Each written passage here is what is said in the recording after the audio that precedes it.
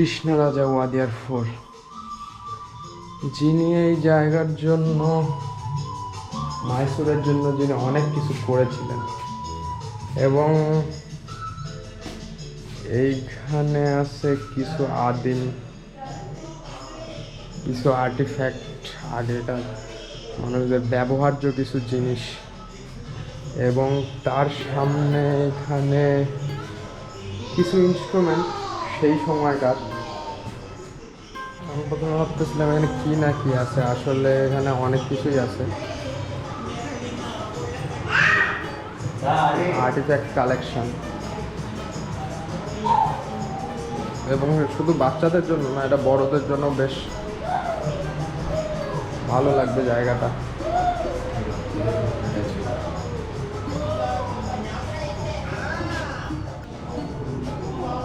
Indian village সাফুরে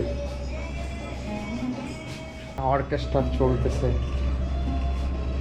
American jazz, Australian উপজাতি তাদের কিছু ব্যবহার্য জিনিস, আরও কিছু আর্টিফ্যাক্ট, রয়্যাল মিউজিক্যাল অ্যাসোসিয়েশন,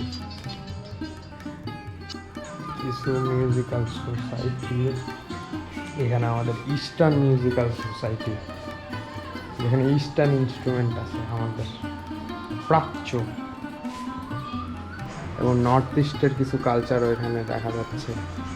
তো সব মিলিয়ে জায়গাটা মানে ইন্ডিয়ান এবং ওয়েস্টার্ন কালচারের যন্ত্রপাতি, আর্টিফ্যাক্টস, এই জিনিসগুলো দিয়ে ভর্তি।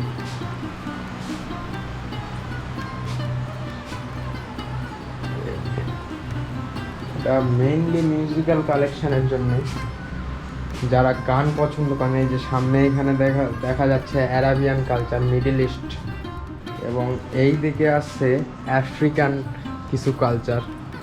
যারা আর কি মিউজিক পছন্দ করেন এবং ইতিহাস সম্পর্কে আপনারা জানতে চান, তার জন্য এই মিউজিয়ামটা বেশ প্রসিদ্ধ। এবং এখানে ক্যামেরা এবং অন্যান্য সব কিছু অ্যালাউ, যার জন্য আপনাদের কোনো প্রবলেম হবে না এইসবে।